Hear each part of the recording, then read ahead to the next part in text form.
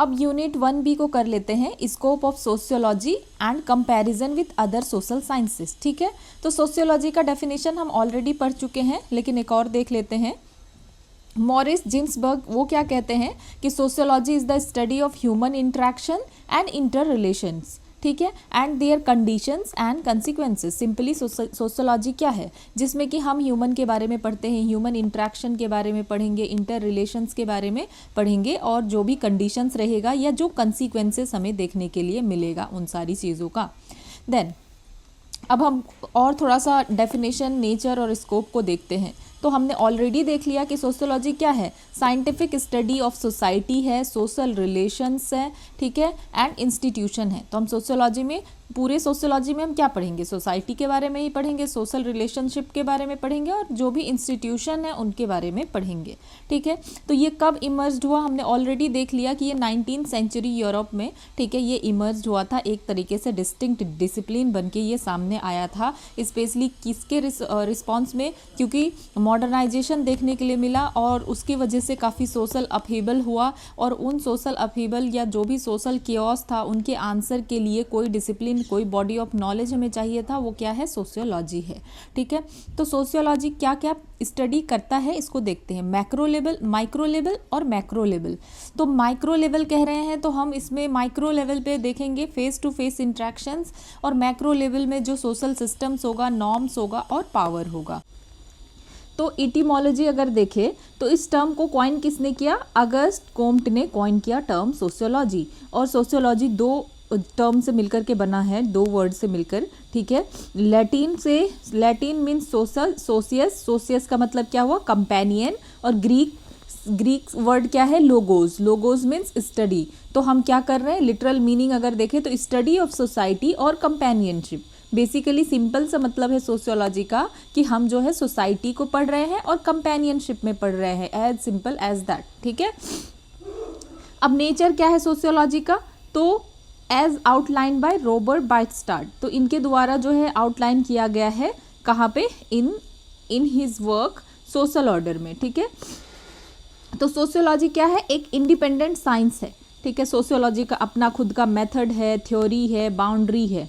ठीक है, सो ये क्या करता है, studies society as a distinct from philosophy, history और इकोनॉमी। तो जिस तरीके से हम सोसाइटी को फिलॉसफी में पढ़ रहे हैं या हिस्ट्री में पढ़ रहे हैं या इकोनॉमी में पढ़ रहे हैं, उससे अलग तरीके से ये पढ़ता है। सोशियोलॉजी का अपना खुद का मेथड है, थ्योरी है, बाउंड्रीज है। ठीक है, ये क्या है, सोशल है, कोई फिजिकल साइंस नहीं है। अगर हम सोशियोलॉजी को कहें कि ये किसी तरीके का फिजिकल साइंस है, नहीं, ये फिजिकल साइंस नहीं है, ये सोशल है। ठीक है, सोशल साइंस है। कंसर्न विथ ह्यूमन रिलेशनशिप्स, तो ये ह्यूमन रिलेशनशिप से कंसर्न है, नॉट फिजिकल मैटर। ऐसा कोई फिजिकल मैटर नहीं है जिसके बारे में हम बात कर रहे हैं, ये रिलेशनशिप की बात इसमें हो रही है। इसमें हम जो है मैरिज को, कास्ट को, इन सारी चीज़ों को पढ़ते हैं, ना ही किसी एटम और सेल्स को। तो ये क्या है, ये सोशल साइंस है, फिजिकल साइंस नहीं है।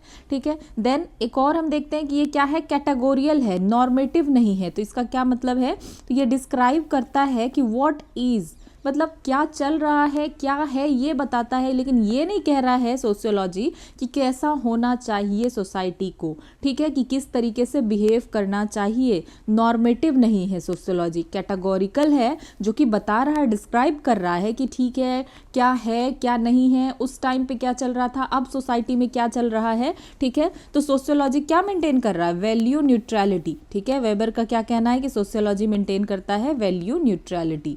ठीक है, एग्जाम्पल अगर हम देखें कि सोशियोलॉजी स्टडी करता है अनटचेबिलिटी विदाउट मोरल जजमेंट। तो यहाँ पे हम क्या कर रहे हैं, जैसे एथिक्स में हम कह रहे हैं कि क्या होना चाहिए, व्हाट ऑट टू बी, पर यहाँ पे है कि हम क्या कह रहे हैं, सिर्फ सोशियोलॉजी को स्टडी कर रहे हैं कि ठीक है, अनटचेबिलिटी है, ऐसा हो रहा है इस सोसाइटी में, वैसा हो रहा है, ये सारी चीज़ें हैं। कोई मोरल जजमेंट हम नहीं दे रहे कि क्या उस सोसाइटी में ऐसा हो रहा है तो वो सही है या गलत है। ठीक है, देन सोशियोलॉजी क्या है, प्योर है, कोई अप्लाइड साइंस नहीं है। ठीक है, aims to generate knowledge, not policy application, तो ये नॉलेज के लिए है। ठीक है, देन एग्जांपल क्या है, Weber's theory of bureaucracy is analytical not reformist. तो जो वेबर का थ्योरी है ब्यूरोक्रेसी के बारे में, तो इसमें क्या किया गया है, एनालिसिस किया गया है कि क्या मतलब ब्यूरोक्रेसी में क्या क्या है चीज़ें हैं, लेकिन ऐसे रिफॉर्म करने की बात तो नहीं है, रिफॉर्मिस्ट नहीं है। देन ये एब्स्ट्रैक्ट है, कंक्रीट नहीं है, ठीक है। तो ये डील करता है कॉन्सेप्ट्स पर, ठीक है, deals with concepts like norms, status and role. तो ये किसके साथ डील करता है? कॉन्सेप्ट्स पर डील करता है। Not focused on tangible object, tangible object पे फोकस नहीं करता है जिस चीज़ को आप टच कर सकते हैं, लेकिन फोकस किसके ऊपर है? रिलेशनशिप के ऊपर है और उसके मीनिंग्स के ऊपर है, ठीक है। तो ये क्या है? एब्स्ट्रैक्ट है, कोई कॉन्क्रीट नहीं है, क्योंकि यहाँ पे हम कॉन्सेप्ट के साथ, सोशियोलॉजी में हम क्या देखते हैं कि सोशियोलॉजी किसके साथ डील कर रहा है? कॉन्सेप्ट्स के साथ डील कर रहा है, नॉर्म्स के साथ, स्टेटस के साथ, रोल के साथ, ठीक है। ऐसा कोई टेंजिबल ऑब्जेक्ट के ऊपर फोकस नहीं कर रहा है। देन सोशियोलॉजी जनरलाइजिंग है, पर्टिकुलराइजिंग नहीं है, ठीक है। इसका क्या मतलब है कि यहाँ पे हमें क्या देखने के लिए मिलता है? Patterns and regularities in social behaviour. हम सोशल बिहेवियर में देखते हैं कि एक पैटर्न है, एक रेगुलरिटीज़ है, ठीक है। ये कोई आइसोलेटेड और जो है यूनिक इवेंट नहीं है कि हाँ कोई एक आइसोलेटेड कुछ अलग सा कुछ हुआ उसको पढ़ रहे हैं, कोई यूनिक इवेंट हुआ उसको पढ़ रहे हैं, नहीं। ये जो है हम यहाँ पे जनरलाइजिंग चीज़ों को पढ़ रहे हैं, वही पैटर्न्स, वही रेगुलरिटीज़ जो सोसाइटी में या सोशल बिहेवियर में हमें देखने के लिए मिलता है, उसी को हम पढ़ते हैं, ठीक है। देन ये जनरल साइंस है, कोई स्पेशलाइज्ड साइंस नहीं है, बिल्कुल ही जनरल साइंस है। ये स्टडी करता है ऑल एस्पेक्ट ऑफ सोसाइटी। इसमें इकोनॉमी भी हम देखते हैं, रिलीजन के बारे में देखते हैं, पॉलिटी है, एजुकेशन है, सब कुछ है। जैसे कि इकोनॉमी का फोकस, इकोनॉमी को अगर हम देखें तो इकोनॉमिक्स कैसा है? इकोनॉमिक्स फोकस्ड है, और सोशियोलॉजी क्या है? होलिस्टिक है, ठीक है। जैसे इकोनॉमी में इकोनॉमी की ही बात होगी, इकोनॉमिक रिलेशंस के ऊपर ही चर्चा होगा ज़्यादा, पर सोशियोलॉजी में हर चीज़ के ऊपर जो है चर्चा होगा, ठीक है। देन रैशनल एंड एम्पिरिकल है। यहाँ पे जो है जो भी चीज़ कहा गया है तो इसके पीछे कोई कंबाइंड लॉजिक है, कोई लॉजिकल रीजनिंग है, ठीक है। रैशनल है और ऑब्जर्वेशन एंड डेटा है, इसीलिए इम्पीरिकल है, ठीक है। तो हम रैशनल क्यों कहते हैं? क्योंकि यहाँ रैशनली बात किया गया है, कोई लॉजिकल रीजनिंग इसके पीछे है, ठीक है। और इम्पीरिकल हम क्यों कहते हैं? क्योंकि यहाँ पे ऑब्जर्वेशन किया गया है, डेटा है, उसके बेसिस पे बात हो रही है, ठीक है। तो जो डर्खाइन का सुसाइड है, तो इसमें हम देखें तो यहाँ पे स्टैटिस्टिक्स का भी यूज़ किया गया है और थ्योरी का भी यूज़ किया गया है। तो ये पूरा हमने देखा कि हाँ सोशियोलॉजी कैसा है as a subject, as a discipline. अब देखते हैं कि व्हाट डज सोशियोलॉजी स्टडी। अब सोशियोलॉजी जो है स्टडी क्या करता है?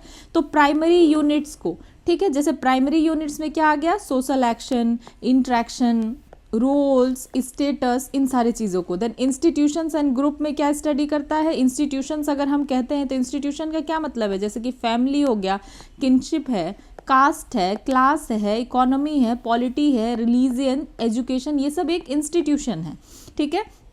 देन जो सोशल प्रोसेसेस चल रहा है सोसाइटी में, जैसे कि सोशलाइजेशन चल रहा है, कन्फ्लिक्ट, मोबिलिटी, डेविएंस या सोशल चेंज, इन सारे चीज़ों को भी सोशियोलॉजी स्टडी करता है, ठीक है। तो हमें थीम क्या देखने के लिए मिलता है? Power, identity, inequality, ideology, value, norms जैसी चीज़ें। तो सोशियोलॉजी ब्लेंड किस किस के साथ है? इम्पीरिकल ऑब्जर्वेशन भी है इसमें, थ्योरेटिकल फ्रेमवर्क भी है, जिससे कि हम सोसाइटी को अच्छे से समझ सकते हैं। मीन्स कि सिर्फ सोसाइटी को हम जैसे ऐसे कॉमन सेंस या देख करके नहीं बोल रहे हैं कि अच्छा ऐसा चलता आ रहा है लंबे टाइम तक तो ऐसा है, तो हम पूरा यहाँ पे क्या है? एम्पिरिकल ऑब्जर्वेशन और थ्योरेटिकल फ्रेमवर्क्स भी है।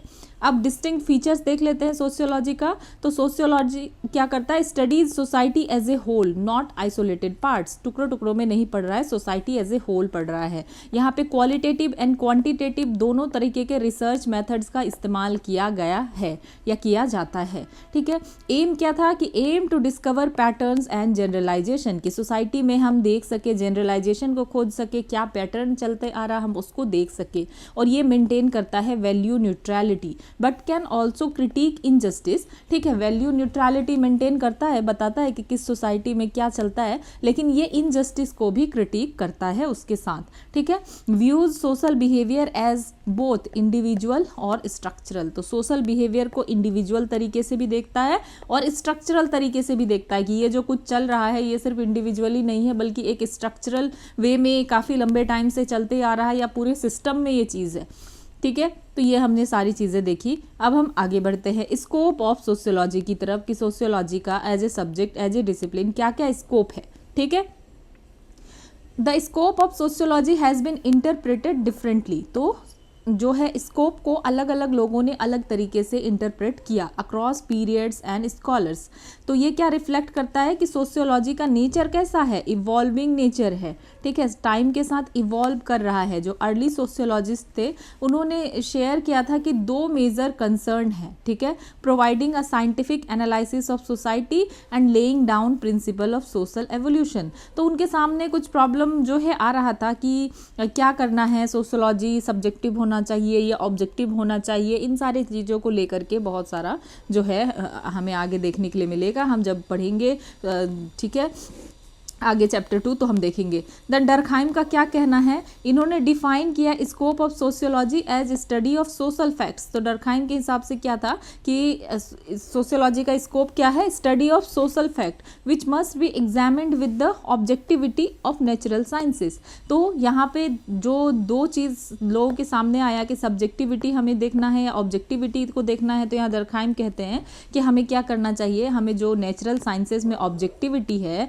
कि किसी फैक्ट के तहत बात की जाती है तो हमें वो अडॉप्ट करना चाहिए, हमें सोशल फैक्ट्स के अकॉर्डिंग सोसाइटी को पढ़ना चाहिए, ठीक है। देन रेडक्लिफ ब्राउन, उनका क्या कहना है, इन्होंने जो है अडॉप्ट किया एंथ्रोपोलॉजिकल फंक्शनल अप्रोच, ठीक है, इन्होंने फंक्शनल अप्रोच को अपनाया और इनका कहना है कि सोशियोलॉजी स्टडीज सोशल स्ट्रक्चर्स। तो सोशियोलॉजी क्या स्टडी करता है, सोशल स्ट्रक्चर को जो है स्टडी करता है। The pattern work of inter relations best understood through field work. तो इनको ये लगा कि अगर हम सोशल स्ट्रक्चर्स के बारे में देख रहे हैं, इंटर रिलेशंस के बारे में देख रहे हैं, तो सबसे अच्छा तो ये है कि हम फील्ड वर्क के थ्रू हम जो है इन सारी चीज़ों को समझें।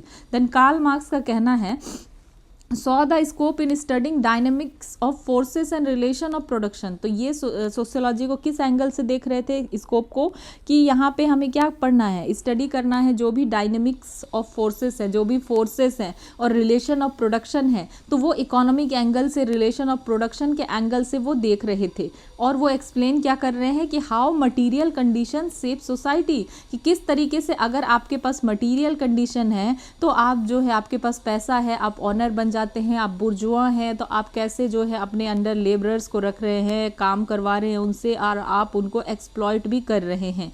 तो इसका क्या मतलब है कि आपके पास जो है फोर्सेस और रिलेशन ऑफ प्रोडक्शन जो है वो, या मटीरियल कंडीशन है, तो वो क्या कर रहा है, शेप कर रहा है सोसाइटी को। ये कार्ल मार्क्स का कहना था, बहुत डिटेल में पढ़ेंगे इसको चैप्टर 4 में, ठीक है। देन मैक्स वेबर ने डिफाइन किया सोशियोलॉजी को as a study of social action, कि सोशियोलॉजी क्या है, study of social action. Emile Durkheim ने क्या बोला था, स्टडी ऑफ सोशल फैक्ट्स। तो यहाँ कंफ्यूज नहीं होना है सोशल फैक्ट्स और सोशल एक्शन में, तो ये सोसाइटी को सोशल फैक्ट्स के थ्रू देखेंगे, और मैक्स वेबर सोशियोलॉजी को कैसे स्टडी करेंगे, study as a study of social action, ठीक है। और ये इम्फेसाइज करते हैं subjective meanings individual attach to their behaviour, कि इंटरप्रिटेशन करने की ये बात करेंगे कि सब्जेक्टिव मीनिंग को भी हमें ध्यान में रखना चाहिए, ठीक है। ऐसा नहीं है कि सिर्फ ऑब्जेक्टिवली हम डेटा और फैक्ट्स पे ही बात करें, ठीक है। देन टैलकॉट पार्सन जो है, इनका क्या कहना था, इन्होंने फर्दर और एक्सपेंड किया स्कोप, ठीक है, किसका, सोशियोलॉजी का, to the study of action system. तो जो वेबर का सोशल एक्शन था, तो इस एक्शन सिस्टम को इन्होंने और ज़्यादा बढ़ाया, मतलब ठीक है, सोशल एक्शन को एज ए एक्शन सिस्टम, ठीक है। यहाँ पे इन्होंने क्या बोला, integrating personality, culture and social structure.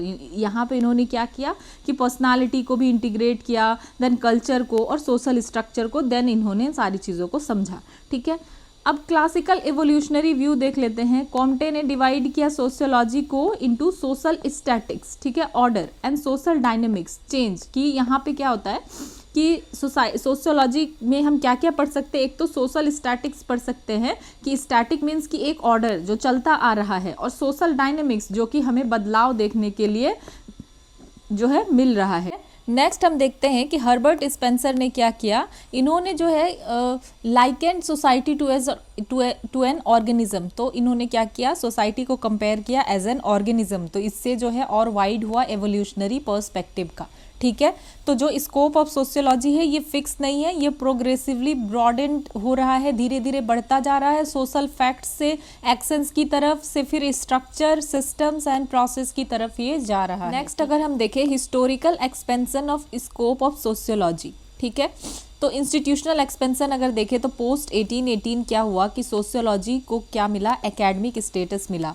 और फर्स्ट डिपार्टमेंट सेटअप कहाँ पे हुआ, सेटअप किया डरखाइम ने फ्रांस में, ठीक है। इसी से हम देख पा रहे हैं कि फिर क्या हुआ कि सिस्टमेटिक डिस्कोर्स स्टार्ट हुआ और स्कोप और धीरे धीरे बढ़ता गया। डरखाइम ने डिवाइड किया सोशियोलॉजी को कैसे, सोशल मॉर्फोलॉजी में, सोशल फिजियोलॉजी में एंड जनरल सोशियोलॉजी में, ठीक है। अब हम देखते हैं माइक्रो वर्सेस मैक्रो का जो ट्रेडिशन है। तो मैक्स वेबर ने इंट्रोड्यूस किया माइक्रो मीन्स इंटरप्रेटेटिव व्यू, और फॉर्मल माइक्रो स्कूल अगर हम देखें तो यहाँ इसका स्कोप क्या था, लिमिटेड था।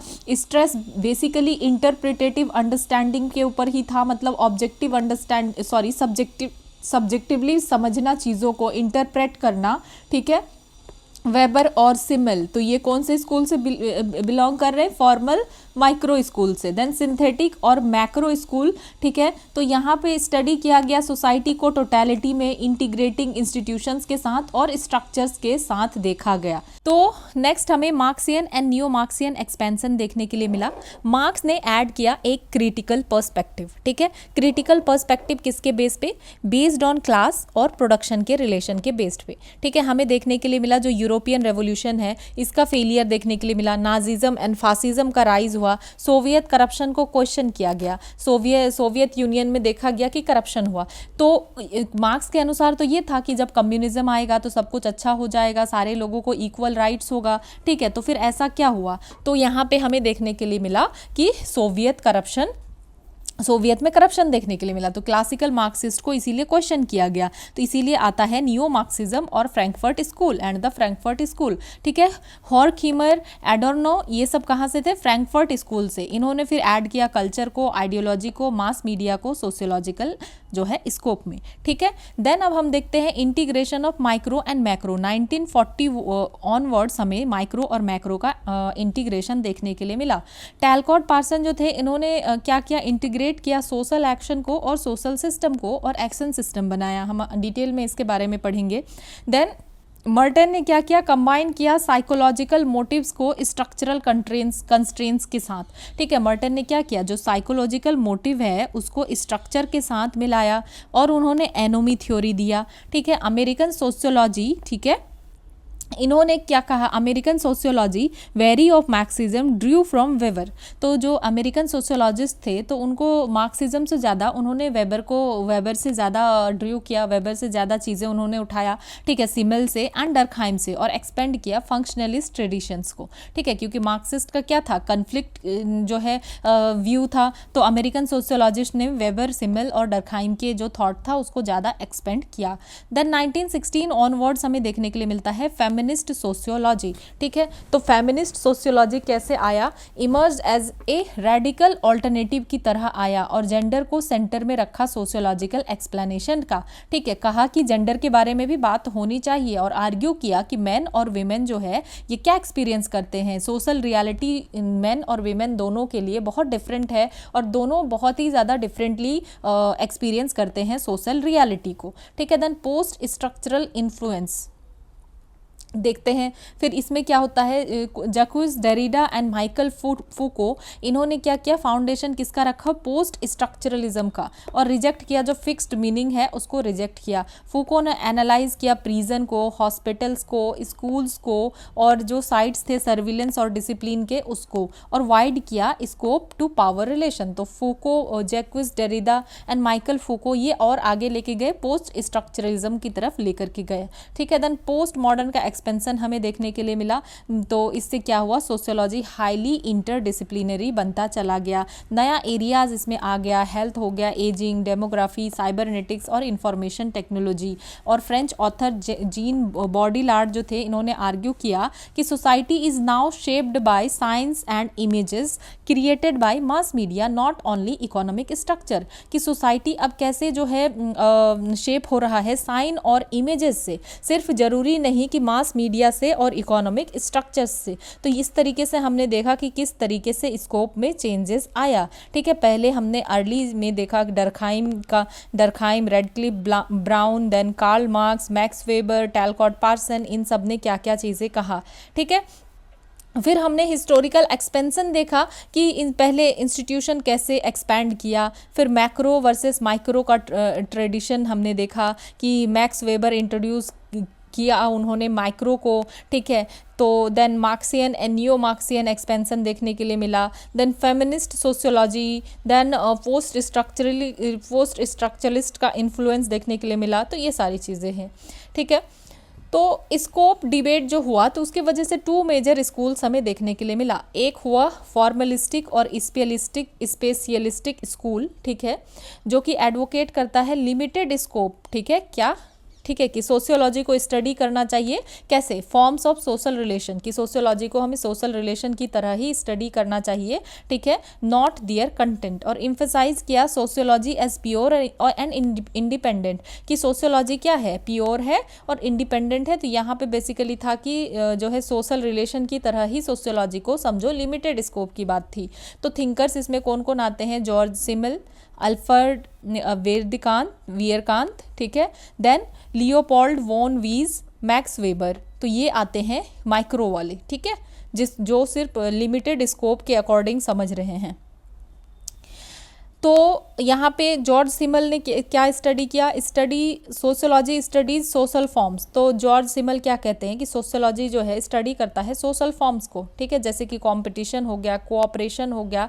कॉन्क्रीट इवेंट्स को सोशियोलॉजी नहीं स्टडी करता है, वॉर को और मार्केट को, ठीक है। देन अल्फ्रेड वियरकांत जो है, इनका क्या कहना था, इनका फोकस मेनली था मेंटल और साइकिक इंट्रैक्शन के ऊपर। बेसिकली यहाँ पे ये लोग इंट्रैक्शन पे ज़्यादा ध्यान दे रहे हैं, जैसे कि लव, हेट, सिंपैथी, इन सब के ऊपर। देन लियोपोल्ड वॉन वीज, इन्होंने डिवाइड किया इंट्रैक्शन को एसोसिएटिव में एंड डिसोसिएटिव में। तो एसोसिएटिव कहने का मतलब कोऑपरेशन, एकोमोडेशन और एसिमिलेशन, और डिसोसिएटिव कहने का मतलब कन्फ्लिक्ट और कॉम्पिटिशन, ठीक है। तो एसोसिएशन का क्या मतलब है कि मिल रहा है, कोऑपरेशन है, एकोमोडेशन है, एसिमिलेशन है। डिसोसिएटिव का मतलब सिंपल कन्फ्लिक्ट हो रहा है। देन मैक्स वेबर ने इम्फेसाइज किया सब्जेक्टिव मीनिंग के ऊपर, ठीक है, subjective meaning and interpretation of social action, की जो सोशल एक्शन है उसको इंटरप्रेट करो, ठीक है। आप उस इंसान को अपने आप को आप उस इंसान की जगह रख करके सोचो, ठीक है। उन्होंने ऐसा सब्जेक्टिव मीनिंग पे इम्फेसाइज किया।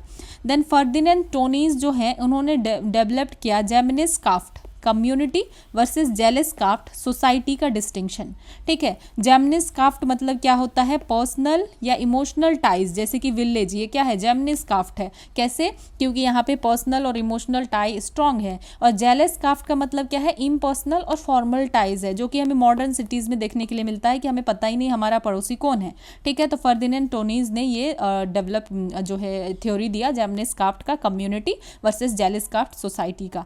देन आता है सिंथेटिक स्कूल। तो ये इन्होंने कहा कि सिंथेटिक स्कूल का कहना था कि सोशियोलॉजी क्या होना चाहिए, ब्रॉड होना चाहिए, और जितना भी एस्पेक्ट है सोशल लाइफ का वो इसमें ऐड होना चाहिए, ठीक है। तो सिंथेटिक स्कूल ने सपोर्ट किया इंटरडिसिप्लिनरी सिंथेसिस को, ठीक है, कि काफ़ी सारा जो है जो डिसिप्लिन है वो उसको जो है सिंथेसाइज करके उसमें से चीज़ें लेने की ज़रूरत है, ठीक है। देन कॉम्प्रिहेंसिव सोशल एनालिसिस करके जो है, तो बेसिकली यहाँ पे क्या किया गया, सोशियोलॉजी को ब्रॉड किया गया, ठीक है।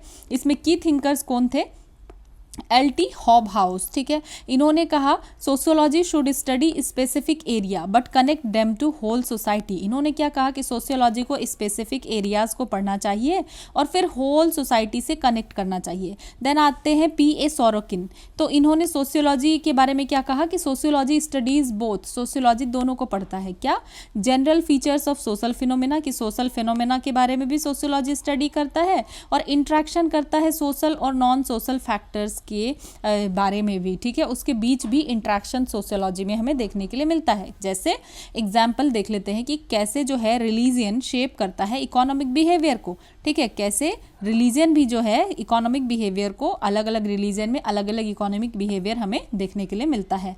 देन मॉरिस जिन्सबर्ग जो हैं ये डिवाइड करते हैं सोशियोलॉजी के स्कोप को 4 डोमेन्स में, social morphology, social control, social process और सोशल पैथोलॉजी, ठीक है। सोशल मॉर्फोलॉजी कहने का क्या मतलब है, पॉपुलेशन एंड स्ट्रक्चर, ठीक है। मॉर्फोलॉजी में हम पॉपुलेशन की बात कर रहे हैं, स्ट्रक्चर की बात कर रहे हैं। Then social control, norms, laws and values की बात कर रहे हैं। सोशल प्रोसेस, यहाँ पे प्रोसेस का क्या मतलब है कि कोऑपरेशन हो रहा है या कंपटीशन हो रहा है या कन्फ्लिक्ट है। देन सोशल पैथोलॉजी, मतलब क्या इश्यूज यहाँ पे है, क्या पैथोलॉजी है, प्रॉब्लम क्या है, डेवियंस देखने के लिए मिल रहा है, क्राइम है, पॉवर्टी है, ठीक है, ये सब क्या है, डेवियंस है। तो मॉरिस जेन्सबर्ग ने सोशियोलॉजी के स्कोप को 4 डोमेन दिया। देन कार्ल मेनहाइम जो है, इन्होंने क्या किया कि सोशियोलॉजी इंक्लूड सिस्टमैटिक सोशियोलॉजी, की सोशियोलॉजी में क्या क्या आता है, सिस्टमैटिक सोशियोलॉजी आता है, जैसे कि general principle. Then historical sociology आता है कि इवोल्यूशनरी प्रोसेस क्या था या कंपैरेटिव स्टडी क्या था इसके बारे में। तो हम कंक्लूजन में लिख सकते हैं कि जो फॉर्मलिस्टिक स्कूल है ये सोशियोलॉजी को कन्फाइन कहाँ तक रखा, फॉर्म्स और इंट्रैक्शन तक, कि हम कैसे इंट्रैक्ट कर रहे हैं, ठीक है। लेकिन सिंथेटिक स्कूल ने क्या किया कि इसको बोला कि नहीं, ये ब्रॉड होना चाहिए, इसमें काफ़ी ज़्यादा इंटीग्रेटिव अप्रोच होना चाहिए। और मॉडर्न सोशियोलॉजी क्या कर रहा है, दोनों को बैलेंस कर रहा है। इसमें जो है पैटर्न ऑफ रिलेशनशिप, मतलब जो रिलेशनशिप का पैटर्न कैसा है, फॉर्म, हम उसको भी पढ़ रहे हैं, और रियल वर्ल्ड का इंस्टीट्यूशन और कंटेंट को भी पढ़ रहे हैं, ठीक है। जो रियल वर्ल्ड इंस्टीट्यूशन है या कंटेंट है हम उसको भी पढ़ रहे हैं ताकि हम सोसाइटी को एक्सप्लेन कर सके हॉलिस्टिकली। अब समझते हैं जो नेक्स्ट कॉन्सेप्ट है वो है द सोशियोलॉजिकल इमेजिनेशन, ठीक है। किसके द्वारा दिया गया है, सी राइट मिल्स के द्वारा, ठीक है। तो सी राइट मिल्स जो है वो कौन थे, अमेरिकन सोशियोलॉजिस्ट थे। इन्होंने पब्लिश किया था द सोशियोलॉजिकल इमेजिनेशन 1959 में। उनका और भी कुछ वर्क है जो कि इंपॉर्टेंट है, जैसे कि वाइट कॉलर 1951 का, and then the power elite 1956 का, ठीक है। तो ये जो है इन्होंने मेजरली कहाँ कंट्रीब्यूट किया, सोशियोलॉजी ऑफ एवरीडे लाइफ, इन्होंने एवरीडे लाइफ को जो है समझा, ठीक है। जो एवरीडे लाइफ का सोशियोलॉजी है उसको समझा इन द यूएसए। देन अब सोशियोलॉजिकल इमेजिनेशन आखिर है क्या, तो सोशियोलॉजिकल इमेजिनेशन एक कैपेसिटी है, ठीक है, जिससे कि क्या किया जा सकता है, कनेक्ट किया जा सकता है जो पर्सनल ट्रबल है, जो आपको पर्सनली फील हो रहा है, पर्सनल ट्रबल है, उसको पब्लिक इशू के साथ जोड़ा जा सकता है, ठीक है। कैसे, तो इसमें क्या क्या ये क्या इनेबल करता है इंडिविजुअल को कि to see the link between biography and history, कि जो बायोग्राफी है मीन्स आपका जो पर्सनल लाइफ है और हिस्ट्री है, इन दोनों के बीच लिंक है। जो इंडिविजुअल एक्सपीरियंस है और जो सोशल स्ट्रक्चर है इसके बीच लिंक है। जो इंडिविजुअल का एक पर्सनल लाइफ है मीन्स जो बायोग्राफी है उसका, वो शेप कैसे हो रहा है, जो लार्जर सोशल फोर्स है यानी जो हिस्ट्री है उसके थ्रू शेप हो रहा है, ठीक है। मतलब जो पर्सनल एक्सपीरियंस है इंसान का, ये कैसे शेप हो रहा है, आपका पर्सनल एक्सपीरियंस जो भी है, तो ये आपके पास जो भी है ये कैसे शेप हो रहा है, लार्जर सोशल फोर्स के द्वारा आ रहा है, ठीक है। और इसको समझना बहुत ज़रूरी है सोसाइटी को समझने के लिए। एग्जाम्पल, अगर कोई एक ही इंसान है जो अनएम्प्लॉयड है, ठीक है, तो इसका क्या मतलब है, ये पर्सनल ट्रबल है। लेकिन अगर मास अनएम्प्लॉयमेंट है तो इसका क्या मतलब है, ठीक है। तो ये एक पब्लिक इशू है। वो क्यों हो रहा है, स्ट्रक्चरल फोर्सेस की वजह से हो रहा है। हो सकता है कि रिसेशन है या ग्लोबलाइजेशन है या कोई और इशू है उसकी वजह से हो रहा है। तो इसको समझना क्यों जरूरी है। अगर सोशियोलॉजिकल इमेजिनेशन नहीं होगा तो लोगों को क्या लगेगा कि जो हमारा प्रॉब्लम है ये पब्लिक प्रॉब्लम नहीं है, ये स्ट्रक्चरल प्रॉब्लम नहीं है। लोग इसको इंडिविजुअल फेलिंग समझेंगे। लोग ये सोच रहे हैं कि ठीक है मुझे जॉब नहीं मिल रहा है, मैं अनएम्प्लॉयड हूँ, ये मेरा फेल है, ठीक है, मैं फेलियर हूँ, ठीक है। तो ये चीज़ है। तो मिल्स को लगा कि ये इस तरीके का थिंकिंग क्या करता है, जो हमारी अंडरस्टैंडिंग है कि सोसाइटी कैसे काम करता है उसको लिमिट करता है, ठीक है। तो सोशियोलॉजी मिल्स के अनुसार क्या है कि ये ऐसा होना चाहिए कि इंडिविजुअल को क्या करना चाहिए, help individuals develop this quality of mind, कि हम जो है सोशियोलॉजिकल इमेजिनेशन के थ्रू समझ सके सोसाइटी को, ठीक है। 2 कॉन्सेप्ट दिया गया मिल के द्वारा, ठीक है। एक दिया गया पर्सनल ट्रबल्स ऑफ मिलियो, ठीक है, कि इंडिविजुअल प्रॉब्लम जो है, individual problems in one's immediate environment, ठीक है। जैसे कि अगर कोई किसी को इंडिविजुअल प्रॉब्लम है तो उसके इमीडिएट इन्वायरमेंट में क्या हो रहा है, जैसे कि डाइवर्स है, स्ट्रेस है, अनएम्प्लॉयमेंट है। तो अगर कोई एक इंसान है तो उसको ये सब चीज़ फील हो रहा है, ठीक है। उसके इमीडिएट इन्वायरमेंट में ये कुछ हो रहा है, वो स्ट्रेस में अनएम्प्लॉयड है या किसी का डाइवोर्स हो रहा है, ठीक है। देन दूसरा कॉन्सेप्ट उन्होंने क्या दिया, public issue of social structure. तो एक तो आपके साथ हो सकता है पर्सनली ये हो रहा है कि आप स्ट्रेस में हैं, क्या है, अगर कोई एक पर्सन का एग्जाम्पल लेते हैं, वो स्ट्रेस में है और वो अनएम्प्लॉयड है, ठीक है, क्या है, वो अनएम्प्लॉयड है और वो स्ट्रेस में है, ठीक है। और दूसरा public issue of social structure, हो सकता है कि यहाँ स्ट्रक्चरल प्रॉब्लम है जिसकी वजह से लार्ज नंबर ऑफ पीपल जो है अफेक्ट हो रहे हैं। जैसे अनएम्प्लॉयमेंट इसलिए हो रहा है क्योंकि ऑटोमेशन हो गया है, ठीक है, या फार्मर सुसाइड इसलिए कर रहे हैं क्योंकि सिस्टमेटिक जो है एग्रीकल्चर फेलियर है, ठीक है। यहाँ पे हम एक देख रहे हैं कि पर्सनल ट्रबल है आपके पास, और दूसरा ये भी हो सकता है जो पर्सनल ट्रबल है वो किसी पब्लिक इशू की वजह से हो रहा है, किसी सोशल स्ट्रक्चर में कोई इशू है इसलिए हो रहा है, ठीक है। ये कॉन्सेप्ट दिया गया है। तो मिल्स क्या आर्ग्यू करते हैं, जो पर्सनल ट्रबल है can not be fully understood without examining the public issue behind them. Simple सी बात है कि अगर स्ट्रेस है, अनएम्प्लॉयमेंट है, तो उसके पीछे का पब्लिक इशू को भी समझना पड़ेगा, जो लार्जर फोर्स है उसको हमें समझना पड़ेगा, सोशल स्ट्रक्चर को समझना पड़ेगा। हो सकता है जो आपको पर्सनली फील हो रहा हो सिर्फ वो आपका नहीं हो, सिर्फ वो आपकी वजह से नहीं हो रहा हो, बल्कि कोई वहाँ सोसाइटल फोर्स है, वहाँ पे कुछ सोशल स्ट्रक्चर है, ठीक है, इसके वजह से हो रहा है, ठीक है। तो इसीलिए मिल्स का ये कहना है। तो neither the life of an individual nor the history of a society can understood without understanding both. तो हमें दोनों को समझना पड़ेगा, सिर्फ एक इंडिविजुअल के लाइफ को समझ के भी हम नहीं समझ सकते चीज़ों को ब्रॉडर लेवल पे, और अगर हम हिस्ट्री, सोसाइटी के हिस्ट्री को ना समझे, ठीक है, हिस्ट्री से हमें क्या पता चलता है, क्या हुआ पास्ट में, क्या क्या हो चुका है, क्यों हो चुका है, क्या रीज़न रहा था जो ऐसा हुआ है। तो अगर हम दोनों चीज़ को जब तक कनेक्ट ना करें तो हम नहीं समझ सकते हैं सोसाइटी को अच्छे से। ये सी राइट मिल्स का कहना है, ठीक है।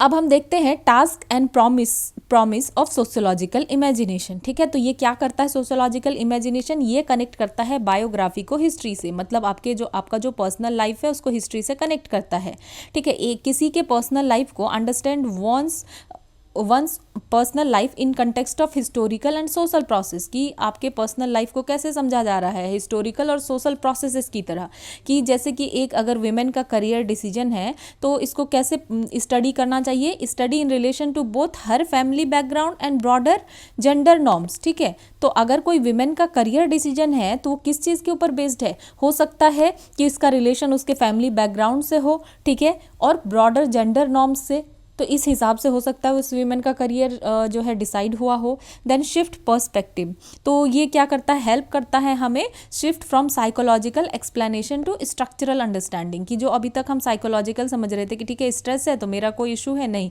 तो इसके पीछे कुछ स्ट्रक्चरल रीज़न है, तो ऐसे हम समझ सकते हैं। तो ये इम्पावर करता है इंडिविजुअल को to see their issues are not isolated but systemic. तो फिर इंडिविजुअल क्या समझेगा कि ठीक है जो मेरा इशू है ये आइसोलेटेड सिर्फ मेरे साथ ही नहीं है, ये एक सिस्टेमिक जो है इशू है, ठीक है। और ये क्या डेवलप करता है, सोशियोलॉजिकल आउटलुक को डेवलप करता है। ये इनकरेज करता है क्रिटिकल थिंकिंग एंड अवेयरनेस, जो जिससे कि हम लार्जर सोशल पैटर्न को समझ सकते हैं, ठीक है। ये लोगों को अलाउ करता है कि वो क्वेश्चन कर सके जो पावर स्ट्रक्चर है, जो इनइक्वालिटी है, जो सोशल नॉर्म्स है, उसको क्वेश्चन कर सके, ठीक है। तो एप्लीकेशन क्या है सोशियोलॉजिकल इमेजिनेशन का, तो रिसर्च में सोशियोलॉजिस्ट क्या करते हैं, यूज़ करते हैं इसको ताकि जो नैरो और इंडिविजुअलिस्टिक एक्सप्लेनेशन है उसको अवॉइड किया जा सके और इसको ब्रॉड तरीके से समझा जा सके। पॉलिसी मेकिंग में इसका यूज़ किया जा सकता है।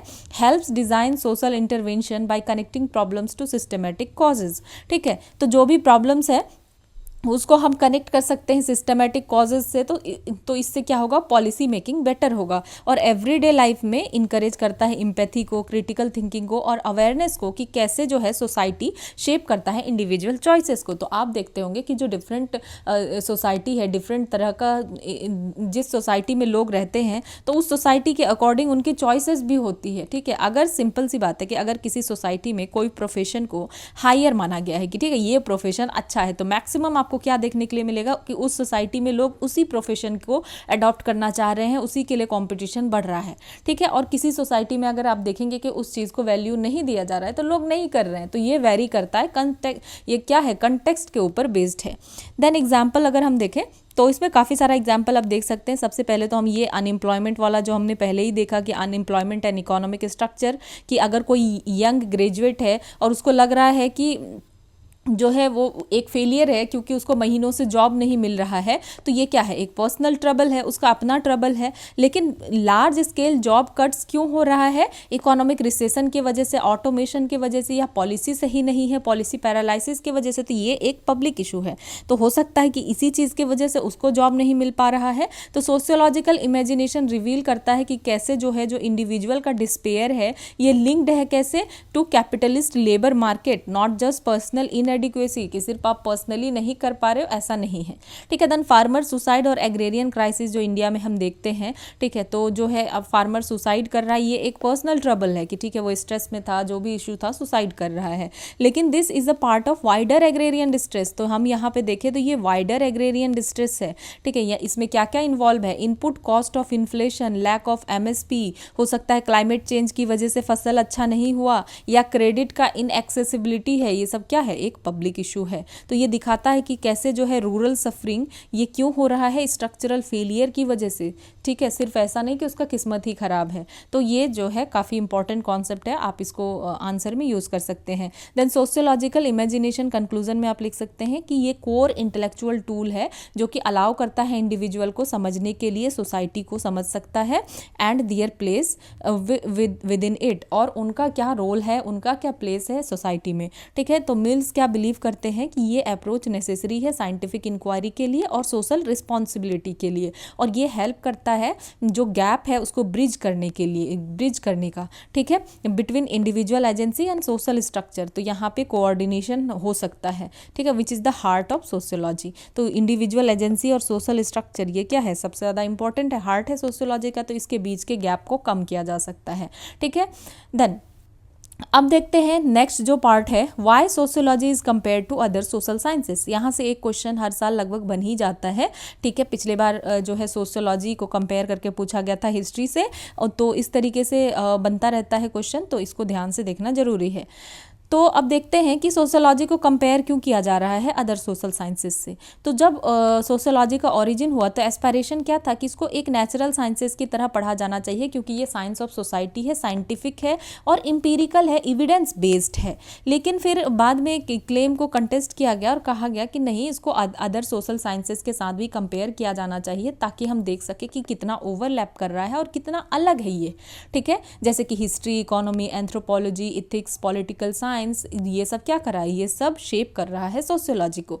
तो सबसे पहला हम इसमें समझते हैं relationship between anthropology and sociology, इन दोनों के बीच हम रिलेशन को समझते हैं। ठीक है, तो सोशियोलॉजी और कल्चरल एंथ्रोपोलॉजी जो है, ठीक है, सोशियोलॉजी एंड कल्चरल एंथ्रोपोलॉजी ये क्लोजली रिलेटेड डिसिप्लिन है। ठीक है, and that often share theories, methods and concepts. तो हमें क्या देखने के लिए मिलता है कि ये क्लोजली रिलेटेड डिसिप्लिन है और ये आपस में शेयर करते हैं थ्योरीज, मेथड्स एंड कॉन्सेप्ट्स, और दोनों जो है क्या स्टडी करता है, सोसाइटी, कल्चर को, नॉर्म्स को और इंस्टीट्यूशन को। लेकिन जो अगर स्कोप हम देखें तो स्कोप में अलग है, तरीका, मेथडोलॉजी अलग है, और जो यूनिट है स्टडी का वो अलग है। लेकिन दोनों कल्चरल एंथ्रोपोलॉजी एंड जो है सोशियोलॉजी दोनों ही सोसाइटी, कल्चर, नॉर्म्स और इंस्टीट्यूशन को स्टडी करता है। तो अब देखते हैं दोनों में क्या डिफरेंस है। तो डिफरेंस देखते हैं स्कोप और फोकस में। सोशियोलॉजी ब्रॉडली हम कह सकते हैं कि स्टडी करता है ग्रुप्स को, इंस्टीट्यूशंस को और सोशल प्रोसेस को मॉडर्न, इंडस्ट्रियल और लार्ज सोसाइटी में। बेसिकली सोशियोलॉजी किसको स्टडी करता है, मॉडर्न सोसाइटीज़ को, इंडस्ट्रियल सोसाइटीज़ और लार्ज स्केल सोसाइटीज़ को।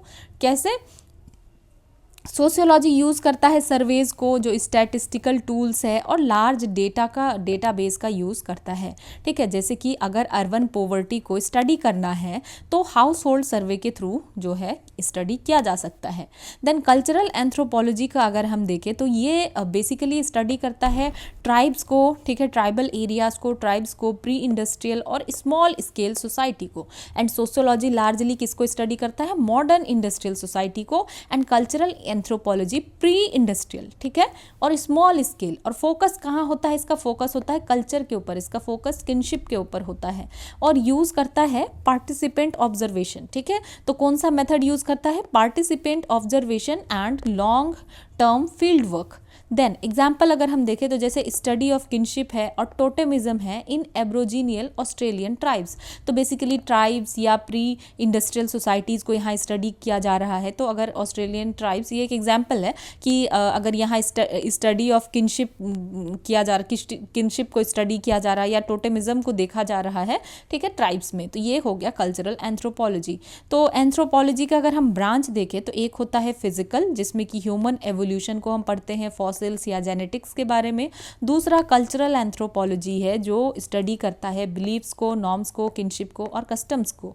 तीसरा सोशल एंथ्रोपोलॉजी, ठीक है। तो सोशल एंथ्रोपोलॉजी क्या है? ये कंपैरेटिव स्टडी है सिंपल सोसाइटीज़ का, ठीक है। सोशल एंथ्रोपोलॉजी में हम क्या पढ़ रहे हैं कि यहाँ पे स्टडी कर रहे हैं सोसाइटी का, लेकिन सिंपल सोसाइटी का, मॉडर्न कॉम्प्लेक्स सोसाइटी का नहीं। देन आर्कियोलॉजी, आर्कियोलॉजी का क्या मतलब है?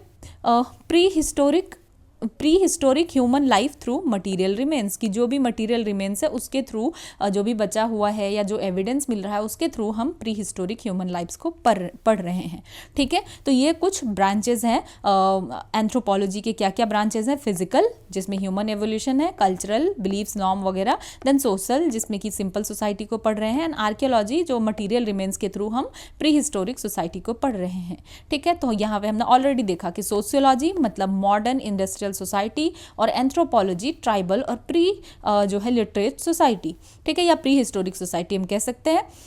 देन मोर फोकस जो है यहाँ पे कहाँ है? सोशल इंस्टीट्यूशन पे है और स्ट्रक्चर पे है। तो सबसे ज़्यादा फोकस हमें यहाँ पे देखने के लिए मिलता है, गिव मी अ मोमेंट, हाँ, तो मोर फोकस यहाँ कहाँ देखने के लिए मिलता है? सोशल इंस्टीट्यूशन और स्ट्रक्चर पे। और एंथ्रोपोलॉजी में मोर फोकस रहता है कल्चर में और किनशिप में। और जो है सोशियोलॉजी कहाँ डेवलप्ड हुआ? यूरोप में। और anthropology developed through colonial exploration के थ्रू एंथ्रोपोलॉजी डेवलप हुआ। और सोशियोलॉजी यूज़ करता है सर्वे और स्टैटिस्टिकल टूल्स, और एंथ्रोपोलॉजी यूज़ कर रहा है फील्ड वर्क और एथनोग्राफी को, ठीक है। अब की थिंकर्स और कॉन्ट्रीब्यूशन देख लेते हैं, ठीक है। तो हर्बर्ट स्पेंसर जो हैं उन्होंने क्या किया था? अप्लाई किया था सोशल डार्विनिज्म टू सोसाइटी में उन्होंने सोशल डार्विनिज्म को अप्लाई किया था। सर्वाइवल ऑफ द फिटेस्ट का थ्योरी इनको जो है अप्लाई किया था, ठीक है। देन विलियम ग्राहम समनर, तो इन्होंने इंट्रोड्यूस किया कॉन्सेप्ट किस चीज़ का? फॉक वेज का, ठीक है। फॉक वेज क्या है? Traditional pattern of behaviour. तो उन्होंने फॉक वेज को डिफाइन किया कि ये एक कस्टमरी और हैबिचुअल वे है, ठीक है, किसी भी ग्रुप का, ठीक है, to satisfy their daily need, कि अपने डेली नीड को समझने के लिए, सेटिस्फाई करने के लिए फॉकवेज क्या है? एक कस्टमरी या हैबिचुअल तरीका है, एक ट्रेडिशनल पैटर्न ऑफ बिहेवियर है, ठीक है। They are the ways of folk that emerge unconsciously over time through trial and error. तो ये जो है फॉक वेज, ये डेवलप कैसे हुआ? अनकॉन्शियसली डेवलप हुआ ओवर टाइम, ट्रायल से या एरर से, ठीक है, करते चले गए, बस उन्हें समझ में आ गया। तो ये एक तरीके का जो हम कह सकते हैं ट्रेडिशनल पैटर्न है बिहेवियर का, एक कस्टमरी और हैबिचुअल वे है कि कोई भी ग्रुप किस तरीके से रहता है, अपने डेली नीड्स को कैसे सेटिस्फाई करता है, तो ये ओवर टाइम डेवलप होता है। तो ये विलियम ग्राहम समनर ने कॉन्सेप्ट दिया फॉक वेज का। देन मेलानोस्की ने, ठीक है, ब्रॉनिस्लो मेलानोस्की, जिसको कि फादर कहा जाता है किसका? एथनोग्राफिक फील्ड वर्क का। तो इन्होंने स्टडी किया रिलीजन को फंक्शनलिस्ट लेंस के थ्रू, मतलब इन्होंने रिलीजन का फंक्शनल रोल बताया, कोहेसिव रोल बताया कि स्मॉल सोसाइटी में जो रिलीजन है ये क्या है? फंक्शनल है। और क्या कहा? Called social anthropology a form of comparative sociology. और उन्होंने कहा कि जो सोशल एंथ्रोपोलॉजी है ये एक तरीके से ये कंपेरेटिव सोशियोलॉजी है। देन इमाइल डर्कहाइम ने स्टडी किया अरुंता ट्राइब्स ऑफ ऑस्ट्रेलिया। तो जो ऑस्ट्रेलिया में अरुंता ट्राइब्स हैं उनको स्टडी किया इमाइल डर्कहाइम ने। और उन्होंने क्या यूज़ किया? सोशियोलॉजिस्ट है इमाइल डर्कहाइम, लेकिन फिर भी उन्होंने एंथ्रोपोलॉजिकल डेटा को यूज़ किया to theorize on religion and solidarity. तो जो भी रिलीजन के ऊपर उन्होंने बात करी, सॉलिडेरिटी के ऊपर बात करी, ठीक है, तो उन्होंने यूज़ किया एंथ्रोपोलॉजिकल डेटा को। देन जो इंडियन सोशियोलॉजिस्ट जो हैं उन्होंने क्या किया? बोरो किया एंथोलॉजिकल मेथड्स, मतलब फील्ड स्टडी को उन्होंने बोरो किया। जैसे एम.एन. श्रीनिवास, ऑन्द्रे बेते, एस.सी. दुबे, इन्होंने भी फील्ड स्टडी को बोरो किया, यूज़ किया अपने स्टडी के लिए फर्दर, ठीक है। उन्होंने विलेज इमेज स्टडी को कंडक्ट किया पार्टिसिपेंट ऑब्जर्वेशन के थ्रू। मतलब पार्टिसिपेंट ऑब्जर्वेशन मतलब क्या है कि वो जाके ऑब्जर्व कर रहे हैं एक पार्टिसिपेंट बन के, क्या हो रहा है वहाँ जाके वो खुद ऑब्जर्व कर रहे हैं, एक पार्टिसिपेंट बन के वो देख रहे हैं। ठीक है, अब देखते हैं बोरोड कॉन्सेप्ट्स और मेथड कौन कौन सा है। ठीक है कि कौन कौन सा कॉन्सेप्ट और मेथड को किस में बोरो किया गया है। तो जो फील्ड वर्क है हमने ऑलरेडी देखा कि एंथ्रोपोलॉजी में फील्ड वर्क का यूज़ होता है, जिसमें क्या किया जाता है, long term immersion to study communities. ठीक है, जिसमें कि कम्युनिटीज़ को स्टडी किया जाता है। देन पार्टिसिपेंट ऑब्जर्वेशन का क्या मतलब है कि becoming part of the group, कि उसी ग्रुप का पार्ट बन जाओ उसको स्टडी करते हुए। देन एथनोग्राफिक रिसर्च, तो एथनोग्राफिक रिसर्च का क्या मतलब होता है कि कल्चरल प्रैक्टिसेस जो भी चल रहा है उसका इन डेप्थ डिस्क्रिप्शन। ठीक है, देन सर्वे और क्वांटिटेटिव टेक्निक, तो इसको जो है लेटर एंथ्रोपोलॉजिस्ट ने भी बोरो किया, किससे, सोशियोलॉजिस्ट से। तो ये सब कुछ बोरोड कॉन्सेप्ट्स है और मेथड हैं। ठीक है, तो अब समझते हैं सोशल एंथ्रोपोलॉजी का क्रिटिसिज्म और लिंक। तो ओरिजिनेटेड ड्यूरिंग कॉलोनियल रूल, तो सोशल एंथ्रोपोलॉजी कब ओरिजिनेट हुआ, कॉलोनियल रूल के टाइम में, और वो स्टडी करना चाहते थे एक्जोटिक अदर्स, मतलब कि नॉन यूरोपियंस को स्टडी कर रहे थे, ट्राइबल्स को या स्मॉल स्केल सोसाइटीज़ को। तो उसी टाइम पे सोशल एंथ्रोपोलॉजी जो है ओरिजिनेट होता है, और उन्होंने यूज़ किया वेस्टर्न एथनोसेंट्रिक फ्रेमवर्क को। ठीक है, उन्होंने क्या देखा, वेस्टर्न एथनोसेंट्रिक फ्रेमवर्क को यूज़ किया, और उन्होंने कहा कि ट्राइबल सोसाइटीज़ जो है प्रिमिटिव हैं। ठीक है, हाउएवर जो कुछ सोशियोलॉजिकल टूल्स हैं जैसे कि एथनोग्राफी, ये सोशियोलॉजिकल टूल्स हैं, case studies and field work are borrowed from anthropology. तो हम क्या देख रहे हैं कि सोशियोलॉजी में जो हम एथनोग्राफी यूज़ करते हैं, ठीक है, केस स्टडीज़ यूज़ कर रहे हैं या फील्ड वर्क यूज़ कर रहे हैं, ये जो है बोरो किया गया है किससे, एंथ्रोपोलॉजी से। और जो सर्वे और क्वांटिटेटिव टेक्निक है जो एंथ्रोपोलॉजी ने बोरो किया है, ये कहाँ से, सोशियोलॉजिस्ट से।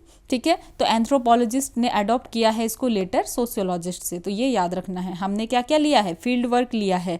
ठीक है, एथनोग्राफी जो है बोरो किया है, केस स्टडीज़ को बोरो किया है। ठीक है, और उन्होंने सर्वे क्वांटिटेटिव टेक्निक किससे लिया, सोशियोलॉजिस्ट से। ठीक है, तो कंक्लूजन अगर हम देखें तो सोशियोलॉजी और एंथ्रोपोलॉजी क्या है, म्यूचुअली एक दूसरे को इनरिच कर रहे हैं, और हम देखें तो ये ओवरलैप भी कर रहा है। जो कि हमने देखा कि एंथ्रोपोलॉजी क्या कर रहा है, वो स्टडी कर रहा है सिंपल सोसाइटीज़ को, और सोशियोलॉजी स्टडी कर रहा है कॉम्प्लेक्स सोसाइटीज़ को। ठीक है, तो स्पेशली दोनों क्या स्टडी करता है, कल्चर, किनशिप और रिचुअल। लेकिन जो सोशियोलॉजी है वो एग्जामिन करता है कॉम्प्लेक्स मॉडर्न सोसाइटीज़ को, और एंथ्रोपोलॉजी का फोकस सिंपलर और ट्रेडिशनल वन की तरफ है।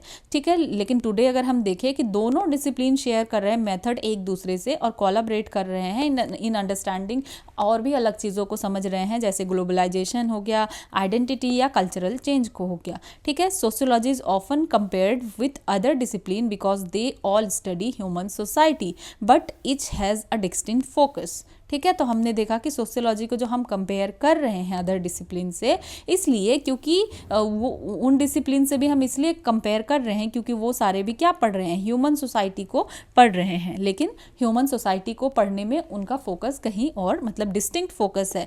ठीक है, तो इसीलिए हमें कंपेयर करना ज़रूरी है। नेक्स्ट हम देखते हैं relationship between sociology and political science. ठीक है, तो सोशियोलॉजी और पॉलिटिकल साइंस जो है दोनों क्लोजली रिलेटेड डिसिप्लिन है, और स्टडी करते हैं डिफरेंट एस्पेक्ट ऑफ पावर को, गवर्नेंस को और सोसाइटी को। ठीक है, तो जो बर्थ ऑफ सोशियोलॉजी है ये कैसे हुआ, पॉलिटिकल अपहेवल था जैसे कि फ्रेंच रेवोल्यूशन, तो जो हाईलाइट किया कि हाँ सोसाइटी को क्या करना है, स्टडी करने की ज़रूरत है, स्टडी पॉलिटिकल इंस्टीट्यूशन इन सोशल कंटेक्स्ट, और ये इन पॉलिटिकल इंस्टीट्यूशन को हमें कैसे स्टडी करना चाहिए, सोशल कंटेक्स्ट में ही स्टडी करना चाहिए। तो हम क्या देख रहे हैं कि जो बर्थ ऑफ सोशियोलॉजी है वो इटसेल्फ इन्फ्लुएंस था पॉलिटी से, पॉलिटिकल साइंस से या पॉलिटिकल अपहीवल से। तो डिफरेंसेस अगर हम देखें फोकस में, ठीक है, तो पॉलिटिकल साइंस किसके ऊपर फोकस करता है, पॉलिटिकल थ्योरी, गवर्नमेंट इंस्टीट्यूशंस और पॉलिटिकल बिहेवियर पे। ठीक है, जैसे कि स्टडी करता है पॉलिटिकल साइंस स्टेट को, लॉ, पॉलिसी, पावर और फॉर्मल स्ट्रक्चर्स को एनालाइज करता है कि कैसे जो है कॉन्स्टिट्यूशन गवर्नेंस को शेप कर रहा है। देन सोशियोलॉजी क्या कर रहा है, स्टडी कर रहा है कि किस तरीके से जो है पॉलिटिकल सिस्टम इन्फ्लुएंस कर रहा है और इन्फ्लुएंस हो रहा है सोसाइटी से। ठीक है, तो सोशियोलॉजी क्या स्टडी कर रहा है कि पॉलिटिकल सिस्टम किस तरीके से इन्फ्लुएंस हो रहा है सोसाइटी से और सोसाइटी को इन्फ्लुएंस कर रहा है। ठीक है, सो फोकस किसके ऊपर है? Power in everyday life, mobilization के ऊपर, वोटिंग बिहेवियर या पॉलिटिकल पार्टिसिपेशन के ऊपर। तो सोशियोलॉजी एग्जामिन करता है कि किस तरीके से क्लास और कास्ट जो है पॉलिटिकल रिप्रेजेंटेशन को अफेक्ट करता है। ठीक है, तो सोशियोलॉजी क्या स्टडी करता है? सोसाइटी और पावर ब्रॉडली। और पॉलिटिकल साइंस क्या स्टडी करता है? फॉर्मल पावर और फॉर्मल पावर स्ट्रक्चर को या स्टेट को बेसिकली हम कह सकते हैं। और सोशियोलॉजी का फोकस किसके ऊपर है? फॉर्मल और इनफॉर्मल अथॉरिटी के ऊपर, जैसे कि कास्ट पंचायत हो गया या किसी तरीके का मूवमेंट हो रहा है। और यहाँ पॉलिटिकल साइंस में फोकस कॉन्स्टिट्यूशन के ऊपर है, लॉ या गवर्नमेंट के ऊपर है। ठीक है, देन सोशियोलॉजी क्या करता है? यूज़ करता है इंपीरिकल और इंटरप्रेटिव अप्रोच। ठीक है, और पॉलिटिकल साइंस जो है बेसिकली लीगल या तो नॉर्मेटिव है।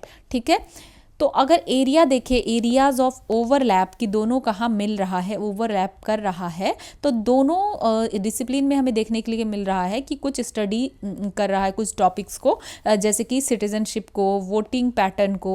ठीक है, voting pattern means psephology. Then social movements या प्रोटेस्ट को स्टडी कर रहा है, political socialisation through family, media and religion. ठीक है, कि पॉलिटिकल सोशलाइजेशन मीन्स कि अगर आप पॉलिटिक्स के बारे में आपका एक पर्सपेक्टिव है या आपका किसी पार्टी के बारे में एक पर्सपेक्टिव है, तो ये भी आपके अंदर आ रहा है, हो सकता है आपकी फैमिली के थ्रू, या आप मीडिया से जो कुछ इन्फ्लुएंस हो रहे हो, समझ रहे हो, या रिलीजियन के थ्रू भी पॉलिटिकल सोशलाइजेशन हम देख सकते हैं। ठीक है, दोनों डिसिप्लिन एग्जामिन करता है कि क्यों लोग जो है वोट कर रहे हैं, पार्टी को ज्वाइन कर रहे हैं और पार्टिसिपेट कर रहे हैं मूवमेंट्स में। ठीक है, देन पॉलिटिकल सोशियोलॉजी क्या है? एक कन्वर्जिंग फील्ड है कि दोनों में हमें मेल देखने के लिए मिल रहा है। ठीक है, पॉलिटिकल सोशियोलॉजी जो है इमर्ज टू ब्रिज गैप। ठीक है, तो ये क्या करता है? गैप को, जो गैप है उसको ब्रिज करता है। फोकस किसके ऊपर दे रहा है? पावर डिस्ट्रीब्यूशन इन सोसाइटी की, सोसाइटी में किस तरीके से पावर डिस्ट्रीब्यूट है। इलीट थ्योरीज हमें देखने के लिए मिलता है। मास पार्टिसिपेशन और पॉलिटिकल कल्चर क्या है सोसाइटी में। ठीक है, अब हम कुछ की थिंकर्स देख लेते हैं जिन्होंने लिंक किया है सोशियोलॉजी और पॉलिटिक्स को। ठीक है, तो इसमें हम सबसे पहले कार्ल मार्क्स को देखते हैं। तो वो देखते हैं पॉलिटिक्स को as a part of super structure. ऐसे तो हम डिटेल में इन सारी चीज़ों को पढ़ेंगे, अभी आप बस समझ जाइए कि इन सारे नाम को से आप क्या कहते हैं, फेमिलियर हो सकते हैं, और आप समझ जाइए कि ठीक है ये सारी चीज़ है। एंड अभी अगर ज़्यादा थिंकर लग रहा है तो परेशान नहीं होना है, क्योंकि जैसे जैसे हम पढ़ते जाएंगे सब ईजी होता जाएगा। ठीक है, तो कार्ल मार्क्स का क्या कहना है? इन्होंने पॉलिटिक्स को कैसे देखा? As a part of super structure, कि पॉलिटिक्स क्या है? एक सुपर स्ट्रक्चर का पार्ट है। ठीक है, शेप्ड बाय इकोनॉमिक बेस। तो पॉलिटिक्स क्या है? एक सुपर स्ट्रक्चर का पार्ट है जो कि शेप होता है इकोनॉमिक बेस के द्वारा, कि बेस में क्या है? इकोनॉमी है, और ये सब क्या है? सुपर स्ट्रक्चर है। तो एम क्या था उनका? To bring political change through class struggle, कि पॉलिटिकल चेंज कैसे आएगा? तो क्लास स्ट्रगल हमें करना होगा। ठीक है, जो अमीर लोग बैठे हुए हैं बुर्जुआ, उनको हटाना होगा, कम्युनिज्म लाना होगा। तो ये सबको डिटेल्स में हम पढ़ेंगे। देन मैक्स वेबर, उन्होंने स्टडी किया पावर को, अथॉरिटी और ब्यूरोक्रेसी को as central to modern political system.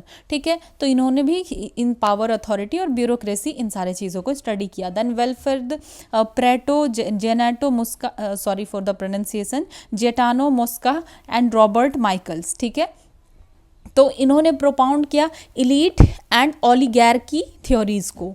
तो ये क्या कह रहे हैं कि पावर जो है ये कुछ हाथों में ही कंसंट्रेट है, कुछ लोगों के पास ही पावर है। देन सी राइट मिल्स जो है वो थ्योरी देते हैं अपने वर्क में, इन द पावर इलीट में। वो एक्सप्लेन करते हैं कि किस तरीके से जो है स्मॉल रूलिंग क्लास जो है कंट्रोल कर रहे हैं पूरे के पूरे पॉलिटिक्स को, इकोनॉमी को और मिलिट्री को। देन टैलकॉट पार्सन का AGIL मॉडल। ठीक है, तो वो क्या बताते हैं कि politics performs the function of goal setting for society. ठीक है, कि पॉलिटिक्स कैसे परफॉर्म कर रहा है, क्या फंक्शन परफॉर्म कर रहा है? ये गोल सेट कर रहा है सोसाइटी के लिए। ठीक है, देन वॉलरस्टीन का वर्ल्ड सिस्टम थ्योरी, ये लिंक्ड है इंटरनेशनल पॉलिटिक्स से और ग्लोबल सोशियोलॉजी से। देन जेम्स कॉलेमैन, इन्होंने स्टडी किया पॉलिटिकल स्ट्रक्चर को कहाँ पे? इन डेवलपिंग एरियाज में। देन डेविड ईस्टन, इन्होंने प्रपोज किया एक सिस्टमेटिक एनालिसिस, किस चीज़ का? Political life as a feedback mechanism. ठीक है, between input means demand and output input means policies. तो ये सब कुछ है। तो इसमें से अगर 2-3 भी आपको याद है थिंकर्स तो मतलब इट्स मोर देन इनफ, क्योंकि यहाँ तो काफ़ी ज़्यादा थिंकर ऐड किया हुआ है, ठीक है। देन सोशियोलॉजिकल कॉन्सेप्ट, क्या क्या सोशियोलॉजिकल कॉन्सेप्ट है जो यूज़ हो रहा है पॉलिटिक्स में, जैसे कि caste, class, ethnicity, religion, gender, तो ये क्या है, ये सब तो सोशियोलॉजिकल कॉन्सेप्ट है, लेकिन फिर भी ये सब पॉलिटिक्स में यूज़ हो रहा है लोगों को मोबिलाइज करने में, इकट्ठा करने में, ठीक है, पार्टीज बनाने में, ठीक है। देन रिजर्वेशन पॉलिसी जो है ये एक सोशियोलॉजिकल इंटरवेंशन है इन पॉलिटिकल रिप्रेजेंटेशन, ठीक है। तो ये जो है रिजर्वेशन पॉलिसी है, तो आपको पता होना चाहिए कि रिजर्वेशन क्यों है, क्यों दिया जाता है लोगों को, तो ये भी इसके पीछे भी एक सोशियोलॉजिकल थॉट है, ठीक है। देन सेक्युलरिज्म, ये एक सोशल प्रोसेस है, तो ये इम्प्लाई करता है separation of religion and state. तो हमें यहाँ पे ओवरलैप देखने के लिए मिलता है कि किस तरीके से जो है सोशियोलॉजी का कॉन्सेप्ट पॉलिटिक्स में यूज़ किया जा रहा है। देन प्रोटेस्ट, सोशल मूवमेंट्स और प्रेशर ग्रुप जो है, ठीक है, यहाँ पे इनका अगर हम रोल देखें तो नील स्मेल्सर क्या कहते हैं, इन्होंने स्टडी किया sociology of protest, collective behaviour and right based movements, इन सबको नील स्मेल्सर ने स्टडी किया।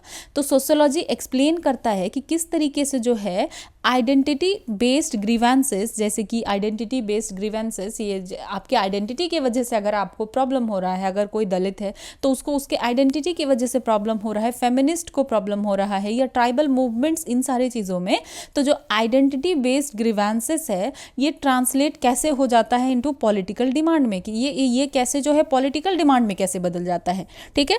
तो ये कुछ तरीके का चीज़ है। देन कॉन्सेप्ट ऑफ नेशन, कि नेशन जो है एक पॉलिटिकल एंटिटी नहीं है सिर्फ, ये एक सोशियोलॉजिकल कंस्ट्रक्शन है, एक वी फीलिंग है, ठीक है। ये shared language, history and culture के ऊपर बेस्ड होता है। तो इस तरीके से हमें सोशियोलॉजी और पॉलिटिक्स में कन्वर्जेंस देखने के लिए मिलता है। तो बेसिकली हमने यहाँ डिफरेंस पढ़ा कि दो, सोशियोलॉजी स्टडी करता है सोसाइटी और पावर को ब्रॉडली, और पॉलिटिकल साइंस किसको, फॉर्मल पावर और स्ट्रक्चर को, और फोकस सोशियोलॉजी का किसके ऊपर है, किस पर है, तो फॉर्मल और इनफॉर्मल अथॉरिटी पर है, और यहाँ पे पॉलिटिकल साइंस का फोकस कॉन्स्टिट्यूशन, लॉज और गवर्नमेंट पर है। देन सोशियोलॉजी इंपीरिकल और इंटरप्रिटेटिव अप्रोच को यूज़ करता है, और अगर हम देखें तो पॉलिटिकल साइंस में मेनली क्या है, लीगल है या नॉर्म के ऊपर बेस्ड है। तो ये कुछ चीज़ें हमने देखे, कुछ थिंकर्स का नाम देखा, यहाँ काफ़ी थिंकर्स हमने देखा। तो ये तो हम अभी जा करके आगे पढ़ेंगे इनके बारे में भी, मैक्स वेबर, कार्ल मार्क्स, इनके बारे में तो आप एक्सटेंसिवली पढ़ेंगे। सी राइट मिल्स के बारे में हमने ऑलरेडी पढ़ लिया, ठीक है, बट हम इनको जो है पॉलिटिक्स वाले चैप्टर में भी पढ़ेंगे।